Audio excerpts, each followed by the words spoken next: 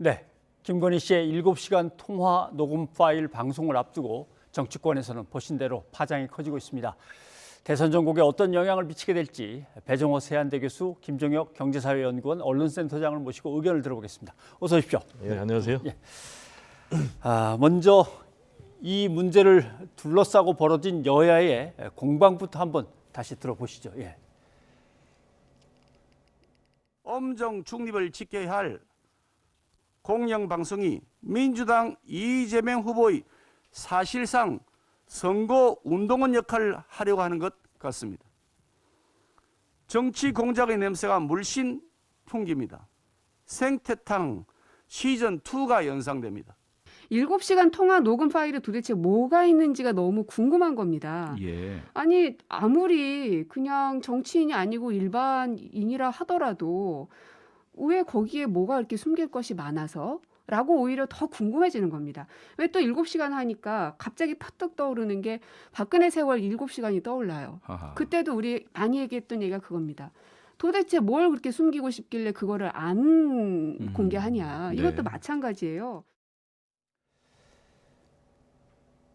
네, 김 씨 측이 방송사를 상대로 낸 방송금지 가처분 신청, 이게 이제 오늘 심리가 진행이 됐습니다. 김 씨 측은 이건 뭐 통화 녹음 자체가 불법적이고 사적인 대화를 방송에 이용해서 정치적으로 뭔가를 꾸미는 것이다라고 하는 것인데, 또 보도를 하려는 측에서는 이건 공익성과 관련돼서 국민들한테 알려야 된다 이렇게 됐습니다. 그래서 법원은 결국 일부 인용했으니까 일부는 안 된다, 나머지는 내도 좋다 이렇게 된 건데, 두 분의 의견이 어떤지 한번 먼저 좀 들어봐야겠습니다. 배 교수님 어떠십니까? 일단 가장 중요한 것은 이게 이제 공익에 해당되는 거냐 안 되는 거냐라는 이제 부분이 가장 중요한 판단의 기준인데요. 일단 언론에 대해서 자유 그리고 또 국민의 알 권리 이런 부분을 법원은 최대한 존중하기 때문에 김건희 씨의 방송 금지 가처분 신청이 대부분 기각될 것이다 라는 전망 그대로 결론이 나왔어요. 대부분 기각이 되고 일부만 인용이 됐어요. 이제 법원의 판단 기준이 세 가지였는데요. 첫 번째로는 방송 내용이 진실한가, 그리고 두 번째로는 그 목적이 공공의 이익에 부합하는가, 그리고 세 번째로는 피해자가 회복하기 어려운 손해를 입힐 우려가 있는지, 이 세 가지 가지고 판단했는데, 일단 방송의 내용이 진실하고 목적이 공공의 이익에 부합하기 때문에 대부분 방송을 그대로 해라. 다만 김건희 씨에게 상당히 회복하기 어려울 손해를 입힐 수 있는 부분, 현재 수사 중인 것과 관련된 그런 내용, 그리고 또 언론사 내지는 언론인에 대해서 굉장히 강한 어조로 불만을 표시한 이런 부분은 보도 금지를 내렸기 때문에 상당히 법원에서 지혜로운 결론을 내린 것이 아닌가, 저는 개인적으로 이렇게 판단합니다. 네, 법원이 나름대로 현명한 판단을 한 것 같다는 말씀이고, 김 센터장님 어떠십니까? 저는 기본적으로 저도 기자 출신입니다만 이 대선을 앞두고 후보나 후보의 정책이 아니라 후보 부인에 대해서 이렇게 이슈가 되고 이런 식의 공방이 오가는 것이 과연 건강한 것인가에 대해서는 좀 회의적인 생각이 있습니다. 그리고 두 번째로는 이게 그 취재를 한 쪽에서 6개월에 걸쳐서 53번에 걸쳐서 전화 통화를 했다는 거 아닙니까? 근데 그동안 이제 그걸 하나도 보도를 하지 않고 차곡차곡 쌓아놨다가 한꺼번에 이제 나중에 이제 다 모아서, 그러니까 그 과정에서는 저 사람한테 굉장히 신뢰를 줬을 거 아니에요. 이거 보도를 하지 않으니까 뭐 내가 그냥 얘기를 해도 되겠구나라고 해서 그냥 얘기를 했는데, 그거를 53차례에 걸쳐서 쌓아놨다가 한꺼번에 보도를 하겠다고 나오는 것도 그렇고, 또 하나는 세 번째로는 그것을 본인들이 보도하는 게 아니라 또 다른 방송사에서 줘서 보도를 하겠다라는 것도 취재 윤리라는 측면에 비해서 보면은 그것이 과연 정당한 것인가에 대해서는 저는 과거 기자였던 사람의 한 사람으로서, 그리고 뭐 저도 편집장을 했으니까 그런 면을 볼 때는 조금 의아하다, 이게 그런 생각이 듭니다. 하지만 어쨌든 이것은 법원에 의해서 법원이 그 가처분 신청에 대해서 일부 인용을 하고 일부 기각을 했기 때문에 우리로서는 뭐 법치국가에서 법의 판단에 따를 수밖에 없다, 이런 생각이 드네요. 일단 네 가지를 말씀하셨으니까 저도 짤막하게 좀 얘기를 하자면은요. 일단 대통령 후보의 배우자에 대해서 보도를 할 수 있느냐라고 얘기를 했는데, 이 경우는 자연인이 아니고 공인이다. 따라서 공적 영역에 해당이 된다라는 라는 그런 판단을 법원도 내린 것으로 보이고요. 그 두 번째로 이제 사적 대화다라고 말씀하시고 계시는데 기자라는 신분을 분명히 밝혔고요. 기자가 취재원 내지는 취재 대상과 대화를 한다는 것은 보도를 전제로 하는 것이기 때문에 이거는 이제 분명한 취재 영역이다라고 얘기를 하고 싶고요. 그다음에 이제 53차례나 대화를 했다고 그러는데 53차례나 대화를 응할 정도로 김건희 씨도 뭔가 필요한 부분이 있었지 않나라는 그런 판단이 들고요. 그리고 이제 마지막으로 타 매체에 이걸 넘길 수 있느냐라는 부분을 얘기하고 있는데 그거는 그 언론사의 판단일 것 같아요. 자기보다 더 큰 매체를 통해서 뭔가 좀 기사를 좀 확대해야 되겠다라고 할 경우는 판단할 수도 있고 실제로 보니까 이 서울의 소리가 이번에 MBC에만 이걸 제공한 것이 아니고 그 전에 뭐 JTBC에도 보도 자료를 좀 제공을 했고 한겨레도 그러한 격이 있기 때문에 이건 뭐 충분히 그럴 수도 있지 않나라는 판단이 듭니다. 예. 아무튼 뭔가 어떤 한 여성의 인격이라든가 존엄성에 대해서 침해할 수 있는 부분들은 그 대화 내용 중에 분명히 있고 그거에 대해서 법원은 조심하라고 얘기했는데 아마 MBC 쪽에서는 미리 그거는 편집됐다고 얘기를 한 모양입니다. 예. 그래 이제 어쨌든 그 판결 내용이 나왔지 않습니까? 네.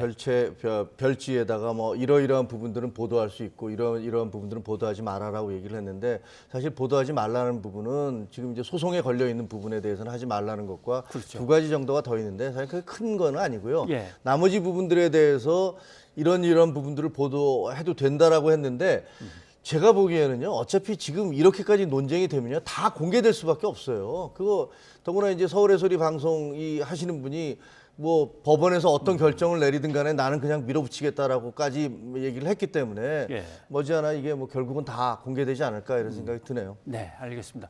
아무튼 법원에서 소송이 진행되고 재판이 진행되고 있기 때문에 거기 가서 자기가 당사자로서 방어할 것들이 미리 다 나가버리면 나중에 그게 보호가 안 되니까 그 부분은 명확하게 지키라고 이제 법원이 얘기한 것 같습니다. 근데 문제는 이제 그건 김건희 씨 얘기는 좀 옆으로 잠깐 놔두고 지금 갤럽 조사 나온 것들의 흐름을 쭉 보면은 윤석열 후보는 떨어졌다가 이제 거의 절반 가까이 회복하면서 막 올라가고 있는 중이고 이재명 후보는 뭐 계속 똑같은 행보를 걷다가 살짝 올라가는 등 하는 그 정도의 상황이고 안철수 후보는 쫓아오고 있고 이런 상황인데 이게 이제 여파가 얼마나 이 지지율에 미칠 거냐 하는 거죠. 예상하시기는 어떻습니까? 저는 이제 상당히 좀 파장이 있을 것 같아요. 왜냐하면은 첫 번째로 굉장히 시점이 좋지 않아요. 지금 말씀하신 대로 윤석열 후보가 굉장히 내홍에 시달렸지 않습니까? 그러면서 2030의 젊은 층까지 많이 등을 돌렸는데 예. 다시 이제 이준석 대표가 선대에 복귀를 하고 2030을 겨냥한 정책 공약들이 제기가 되면서 다시 상당 부분 회복을 하고 반등하고 있는 그런 시점에서 이 김건희 씨 문제가 또 터졌단 말이에요. 그렇다면은 상당 부분 좀 실망감을 가질 수밖에 없겠다. 그러면은 지금까지 보면 어디서 회복이 됐냐면 2030에서 회복이 됐고 보수층에서 회복이 됐거든요. 그러면 다시 보수층에서 이탈할 가능성이 있고 2030에서 또 이탈할 가능성이 있다. 특히 지금 전체적으로 보면은 안철수 후보의 지지율이 굉장히 상승세거든요.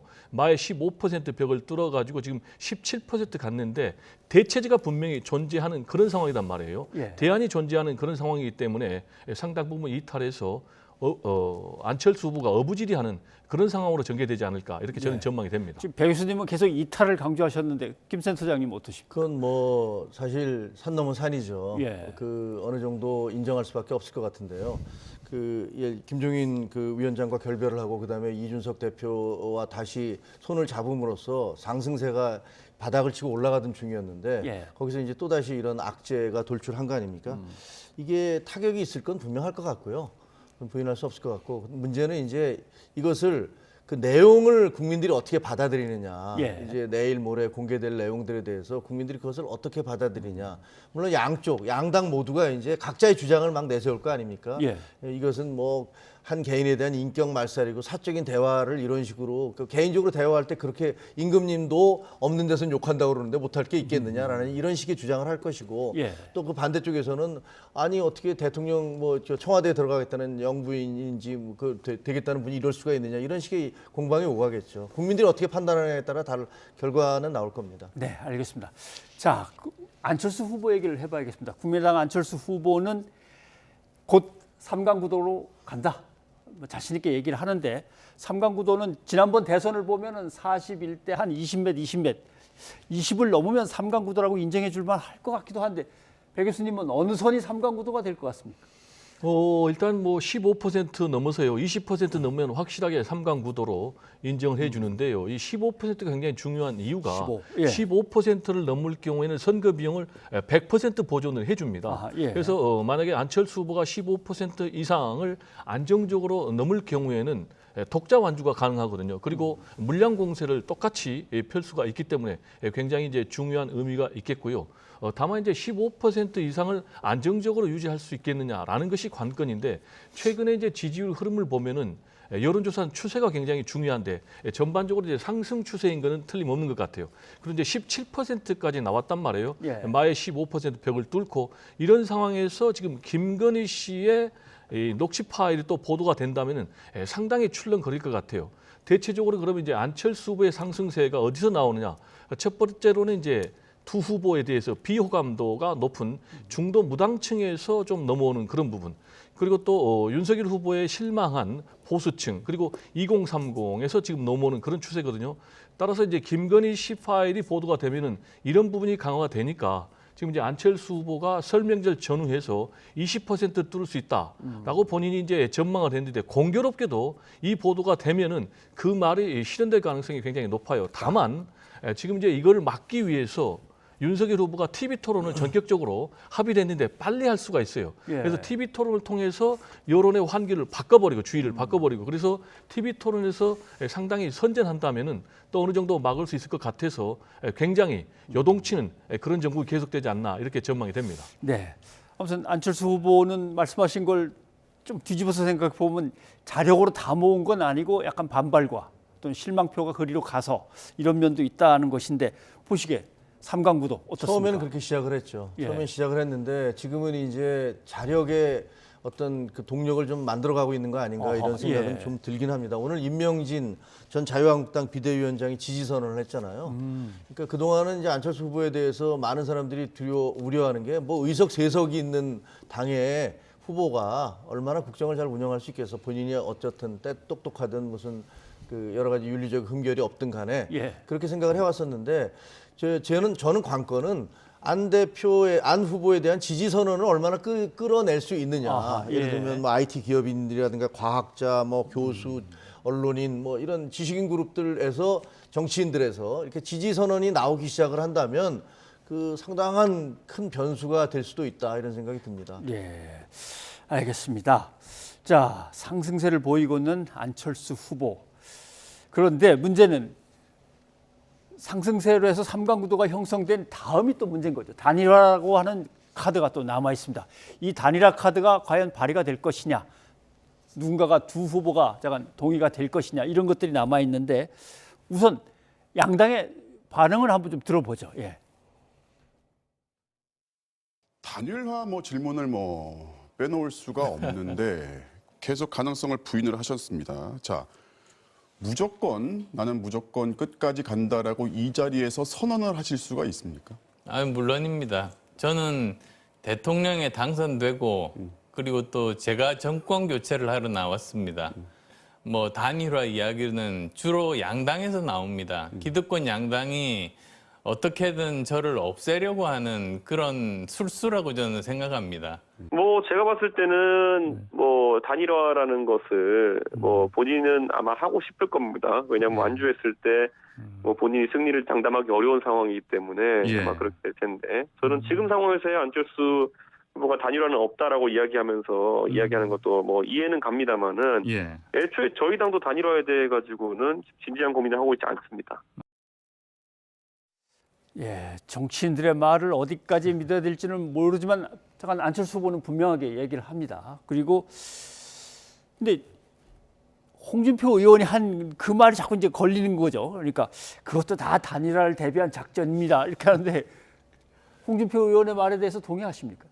뭐 늘 작전을 하는 거죠. 그리고 더구나 단일화를 통해서 누가 되느냐에 따라서 예. 대통령 선거에서 당선될 수도 있고 안 될 수도 있는데 작전을 안 펴겠습니까? 이제 중요한 것은 단일화가 되느냐 안 되느냐가 가장 중요한데요. 뭐 윤석열, 안철수 두 후보 모두 단일화를 절실하게 필요로 하지만은 서로 자신으로서의 단일화가 돼야 된다라는 그런 물러설 수 없는 입장을 갖고 있기 때문에 상당히 좀 단일화가 이루어지기까지는 매우 쉽지 않다 이렇게 전망을 합니다. 역대 이제 대선을 보면요, 단일화가 된 게 두 번이 있었어요. 하나는 이제 DJP 연합, 예. 그리고 또 하나는 이제 노무현 정몽준인데 DJP 연합은 뭐냐면은 3% 확실한 열세 후보에게 5도의 권력 지분을 양보하면서 사실상 흡수 단일화를 했거든요. 그리고 정몽준, 노무현 정몽준 단일화 같은 경우는 제3지대 후보가 여당의 후보를 이기는 그런 상황에서 전격적으로 노무현 후보가 양보해가지고 됐거든요. 따라서 앞으로 그러면은 안철수 후보가 압도적으로 윤석열 후보를 여론조사에서 이긴다? 저는 그러기는 상당히 어렵거든요. 그러면 남은 것은 윤석열 후보가 5대의 권력 지분을 나눠줘야 되는데 DJ 같은 경우는 본인이 당권을 절대적인 권력을 쥐고 있었기 때문에 그게 가능했는데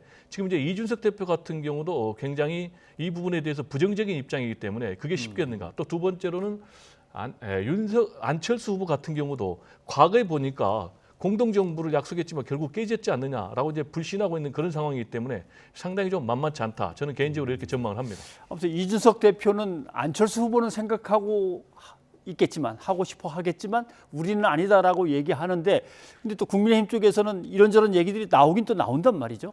그거야 뭐 정치인 얘기니까요. 지금 당장 고지고대로 받아들일 수는 없을 것 같고요.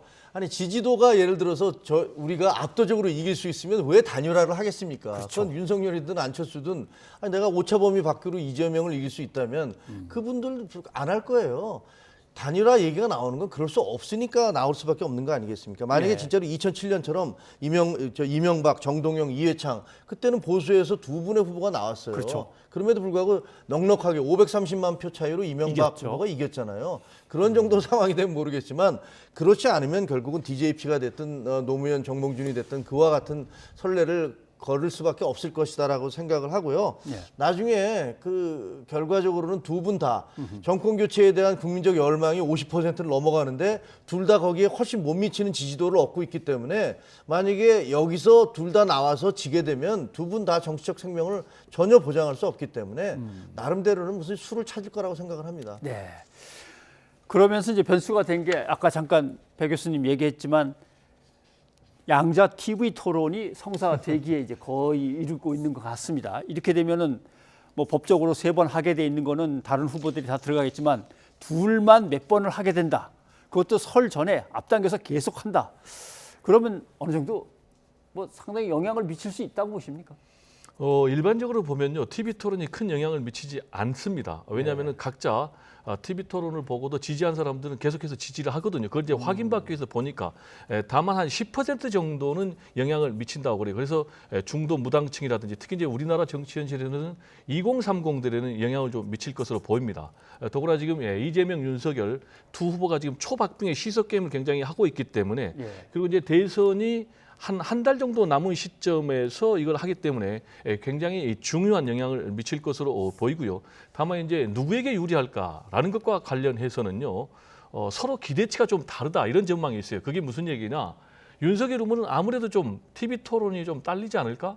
그래서 한 B학점 정도 기대치를 갖고 있는가 하면은 반면에 이제 지금 이제 이재명 후보 같은 경우는 굉장히 TV 토론 잘할 것이다. 그래서 A학점의 기대치를 갖고 있기 때문에 기대치가 다르기 때문에 굉장히 서로 나름대로 장단점이 있다라는 것. 그렇지만 일반적으로 볼 때는 윤석열 후보 아무래도 좀 정치 초년생이니까 좀 준비가 좀 부족하지 않았나. 그리고 계속되는 이제 실언들을 통해서 볼 때는 좀 뭔가 좀 부족하지 않겠나라는 이제 그런 전망인데 또 이제 국민의힘 16차례 TV 토론을 통해서 굉장히 선전했거든요. 그래서 지금은 상당히 누가 유리하다라고 좀 예측하기는 어려운 상황이 아닌가 생각이 됩니다. 무조건 달변이라고 해서 표를 많이 가져가는 건 토론에서 꼭 그렇지는 않은 것 같더라고요. 전혀 그렇지 않죠. 예. 예. 근데 어떻게 보면 이제 정치가 다 그런 거겠지만 적의 적은 친구라고. 예를 들면 뭐 지금 현재 이재명 후보 같은 경우는 안철수 후보가 올라오는 게 굉장히 싫을 것이고 그런 입장에서는 윤석열 후보도 마찬가지이기 때문에 이 두 후보가 어찌 보면 야 우리끼리 토론을 해봅시다. 차단을 합시다. 라는 안풍을 차단합시다라는 그런 의견이 예. 이해관계에 일치가 있는 것 같아요. 그런데 세 가지 경우가 수가 있을 것 같아요. 예. 첫 번째, 이재명 후보가 윤석열 후보를 압도했을 경우, 혹은 두 번째, 윤석열 후보가 이재명 후보를 압도했을 경우, 아니면 세 번째, 그냥 야, 뭐 저런 토론 왜 해? 라는 이런 얘기가 나왔을 경우인데, 예. 만약에 이재명 후보가 윤석열 후보를 압도한다면, 그러면 굉장히 안철수 후보로서는 더 지지도가 올라가는 그런 효과가 있겠죠. 아, 역시 저 사람 좀 위험한데 이런 생각이 들 것이고, 거꾸로 만약에 윤석열 후보가 이재명 후보를 압도하는 상황이 온다면 안풍이 좀 사그러드는 그런 상황이 올 것이고요. 예. 만약에 야, 저 두 사람 다 안 되겠어, 뭐 이런 식의 평가가 국민들한테 내려진다면 그때도 안풍은 상당히 그 타오를 수 있는 그런 계기가 될 거다, 이런 예. 생각이 듭니다. 근데 이제 또 하나 변수는 국민의힘 쪽의 기존 방향이 좀 그렇긴 했지만 백신에 대해서 좀 부정적인 게 약간 있습니다. 특히 백신 패스 정책에 대해서 부정적인 면을 보이는데, 오늘 청와대에서는 또 이례적으로 그런 거는 좀 건드리지 말아달라, 정치적으로 이런 것까지 나왔는데, 여기에서 윤석열 후보가 QR 코드를 제대로 지키지 않아서 과태료가 나왔었다는 게 이제 얘기가 됐단 말이죠. 이런 것들도 결국 변수가 될까요? 제가 볼 때는 이게 굉장히 소소한 문제가 아니고 상당히 큰 악재라고 저는 생각을 합니다. 왜냐하면은 지금 이제 코로나19라는 엄중한 상황 아니겠습니까? 그럼 이제 공인들은 솔선수범해서 모범을 보여야 되는데, 특히 이제 본인은 방역 패스 제도를 철회하라고 주장하면서 본인이 정작 이걸 지키지 않았단 말이에요. 그것도 이제 한 차례가 아니고 민주당의 주장에 따르면 8차례나 했다는 거 아니겠습니까? 그럼 이제 상습이란 말이에요. 완전히 이 방역 시스템을 부정하는 건데, 본인이 지금 내세우는 것이 뭡니까?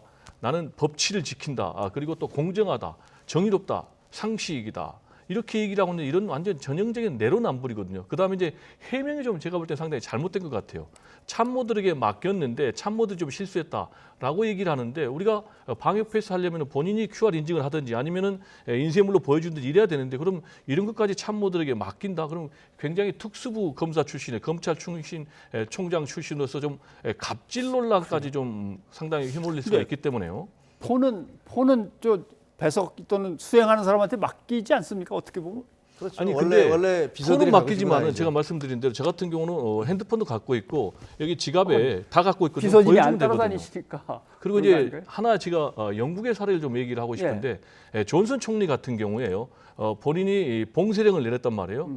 그랬는데 총리 관저에서 음주 파티를 했어요. 그래가지고 지금 그 파장이 어디까지 일고 있느냐. 국민 여론이 사퇴해라 50% 넘고, 그다음 야당도 사퇴해라, 여당의 일부에서 사퇴해라까지 나오고 있기 때문에 이런 부분 좀 상당히 좀 신경을 써야 되지 않나 여기에 생각이 대해서 됩니다. 센터장님 어떻게 생각하십니까? 윤석열 후보는 뭐 3차까지 백신 뭐 다 부스터까지 다 맞았다고 예. 하는데요. 사실 알다시피 계속 움직여야 되니까 비서들이 이제 그 핸드폰을 가지고 다니죠. 본인이 계속 전화 받지 않으니까. 거기에 대해서 그게 뭐 내로남불이다, 이게 무슨 갑질이다라고까지 얘기하는 건 좀 과하신 것 같다는 생각이 좀 들고요. 근데 어쨌든 이제 좀 더 세심하게 신경을 써야겠다는 거 하나. 그리고 백신 패스에 대해서는 지금 논란이 많지 않습니까? 그것이 과연 이게 청소년들까지 확대하는 게 맞는 거냐 틀린 거냐에 대해서 논란이 많기 때문에 그 주장, 그런 정책적 문제점에 대한 주장과 이 부분, 이 실수 부분을 갖다 연결시켜서 그게 무슨 뭐 큰 정치적인 문제가 있다라고 얘기하는 건 조금 과하다, 이런 생각이 듭니다. 알겠습니다. 아무튼 국민의힘은 선대위 해체 이후에 지방 순회를 갖다가 못하고 있었는데, 윤 후보는 이제 부울경으로 내려가서 지방을 도는 걸 다시 시작했습니다. 멋진 정책 대결, 또 방송 토론 벌어지는 거 한번 기대해 보겠습니다. 두 분 고맙습니다. 네, 감사합니다.